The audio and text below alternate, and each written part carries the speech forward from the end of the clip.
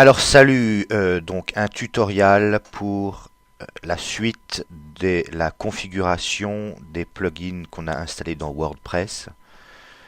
Donc pour récapituler, tu devrais avoir le plugin back wpub, like button plugin for WordPress, post to Twitter, share bar, SSH SFTP updater support, Topsy retweet button, Ultimate Google Analytics, Word SEO et WordPress Security Scan. Voilà. Ça c'est la liste la meilleure que j'ai trouvée. Là. Donc une fois qu'ils sont installés ces plugins, on va les activer. On va pas tous les activer pour l'instant. On va activer ceux qu'on va utiliser et les autres on les configurera plus tard. Il nous reste à activer Back WordPress Pub et WordPress SEO. Et les autres, on les a activés ou on les a pas encore activés en fonction de l'utilisation qu'on va en faire dans l'immédiat. Donc WordPress SEO, si il n'est pas activé chez toi, donc tu l'actives. Hein, moi je l'ai déjà activé. Et tu vas dans Réglages. Il n'y a pas grand chose à régler dans WordPress SEO. Là tu arrives dans la page Réglages généraux et tu as à ta gauche le menu. Donc il a rajouté un onglet SEO avec donc tu as le tableau de bord. Ça c'est l'onglet tableau de bord sur lequel on est là. Donc là il n'y a rien à configurer. Titre et méta non plus. Réseaux sociaux, ça on verra plus tard quand on va connecter l'usine à gaz aux réseaux sociaux, à Facebook, à Twitter, etc. On utilisera des fonctionnalités qui permettent d'intercommuniquer entre tous ces sites qu'on va régler ici, mais pour l'instant on s'en occupe pas. Sitemap XML, on n'a rien à régler. Ça c'est aussi pour le référencement. De toute façon, c'est un plugin qui sert au référencement, faire en sorte que le site soit le mieux visible possible par les moteurs de recherche de Google, en l'occurrence, parce que c'est le monopole, c'est le Google qui a le gros monopole, quoi. Bon. Et les autres aussi. Bon. Donc il y a interne, RSS, enfin bon voilà. Bon. Donc là en fait il n'y a rien à configurer dans WordPress SEO. La manière dont tu vas l'utiliser, c'est ça qu'on va voir quand tu écris un article. Dorénavant, si tu as installé ce plugin, à la fin de l'article, tu pourras mettre ici un tableau donc qui est rajouté parce que tu as installé ce plugin WordPress SEO. Donc ça permet ici, on va mettre les mots-clés principaux de ton article, mettre le titre, une métadescription, enfin on verra ça. Donc ça va te permettre de positionner ton site de manière performante. Donc c'est ici qu'on va interagir avec ce plugin WordPress SEO. Donc autrement, il n'y a rien d'autre à configurer. Maintenant, on va aller voir Back WordPress Up. Alors, je vais l'activer.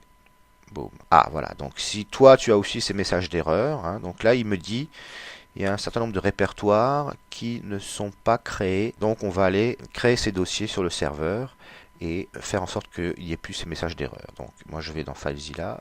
Voilà, donc je suis dans le dossier back WordPress pub, comme il me dit là. Donc si toi tu dois faire la même manip, donc regarde comment je fais. Donc tu rentres dans FileZilla, tu te connectes avec les identifiants qu'on avait utilisés la dernière fois. En fonction de ton install, tu as différents dossiers. Donc tu vas dans le dossier WordPress Content. Voilà, et dans le dossier WordPress Content, il y a un sous-dossier qui s'appelle Plugin. Donc tu vas dans le dossier Plugin. Et là, dans ce dossier, il demande à ce qu'on crée un dossier qui s'appelle TMP, dans le dossier Backup. Donc dans ce dossier-là, on rentre dedans et on va créer un dossier qui s'appelle TMP. TMP. Toc. Voilà, j'ai mon dossier TMP et je vais lui mettre directement les autorisations qu'il faut pour qu'il puisse écrire dedans. Pour faire ça, on clique droit sur le dossier et on va dans droit fichier d'accès au fichier. Et on y met 777. C'est les permissions maximales. Ça, il nous emmerde pas. Après, on pourra régler plus finement, mais bon. Et donc voilà, j'ai créé un dossier. Et maintenant, je rafraîchis ma page. Et normalement, ça devrait disparaître. Boum, voilà, tu vois, ça n'existe pas. Paf. Donc lui, c'est bon, il y a 2 messages d'erreur qui ont disparu. Et maintenant, je vais aussi dans le dossier WordPress Content. Backup B16 log n'existe pas. Donc il faut créer un dossier backup B1A16 log. Donc on va copier ça. Pomme C, copier. Et je vais dans le dossier WordPress Content. Donc dans ce dossier-là, je dois créer un dossier qui s'appelle backup BA16 logs. Bon, donc ça j'ai copié ce nom-là. Donc dans le dossier WordPress Content, je vais dedans et je crée un dossier que j'appelle comme ça. Toc, voilà, et je lui donne les autorisations, les bonnes autorisations. Donc je mets 777, 777, c'est triple James Bond. Tac, tu vois, il y a des flèches partout, boum, envoie, et voilà, et on rafraîchit la page ici. Toc, et c'est merveilleux, il n'y a plus de message d'erreur. Voilà, donc on peut commencer à aller voir les paramètres de Back WordPress Up.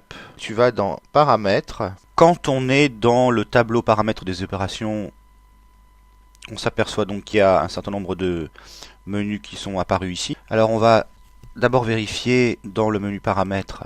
On clique sur Paramètres et on vérifie bien que ici, il y a l'email, l'adresse email vers laquelle tu souhaites envoyer ton backup. Donc il faut vérifier que ici, il y a bien ton adresse email qui est renseignée. Et là, un nom que tu vas choisir. Ou que tu gardes le nom automatique. Après, on va dans Ajouter. On clique sur le menu Ajouter. Et on vérifie bien que le type d'opération sauvegarde de la base de données et sauvegarde des fichiers est bien sélectionné ici. Et on peut rajouter optimisation des tables et vérification des tables. Après, on va sélectionner un dossier sur le serveur dans lequel on va envoyer le backup. Donc pour faire ça, on va mettre ici l'adresse du dossier dans lequel le backup doit être sauvegardé. Et cette adresse est sur ton serveur qui héberge le site. Donc on va créer un dossier qui va s'appeler backup. Alors, on va dans FileZilla, tu vas sur la racine de ton site, et moi je te propose de créer un dossier backup dans le dossier racine au même niveau que le dossier www. Donc, pour faire ça, tu cliques droit et tu fais créer un dossier qu'on va appeler backup. Et OK, boum, voilà, il y a un dossier backup qui a été créé au même niveau que le dossier www. Donc ça, c'est le dossier qu'on va sauver automatiquement et qui va être sauvegardé dans ce dossier-là, grâce au plugin Backup W WordPress machin. Ok, donc on retourne ici, et là, on va copier une partie de l'adresse ici, jusqu'à ici, pour correspondre à l'adresse du serveur qu'on vient de créer. Voilà, et on rajoute Backup, donc le même nom que le dossier qu'on a créé sur le serveur. Voilà, et ici, on peut mettre, tu mets ton adresse email. Et là, tu mets 25 mégas, parce que Gmail, enfin moi je suis sur Gmail, n'accepte pas des pièces jointes qui sont plus lourdes que 25 mégas. Voilà, donc on a configuré les opérations à effectuer. Ça on touche pas, ça non plus. On va aussi faire une optimisation des tables et une vérification des tables. Et maintenant, on va lui dire, on va activer la programmation et on va dire qu'on va faire cette sauvegarde, on va dire toutes les semaines, le dimanche à 3 heures. Voilà. Et le reste, on n'y touche pas. Donc là, un backup va être effectué tous les dimanches à 3 heures du mat. Et ce backup, il sera envoyé par email et sur le serveur, dans le dossier backup. On n'oublie pas de sauvegarder les changements. Clac. Voilà. Donc, le plugin a été configuré donc pour faire un backup toutes les semaines. Il est probable que la sauvegarde vers email ne puisse pas être effectuée. Enfin, il est probable que l'email dise que la pièce jointe est trop grosse parce qu'une sauvegarde, un backup va faire sûrement plus que 25 mégas.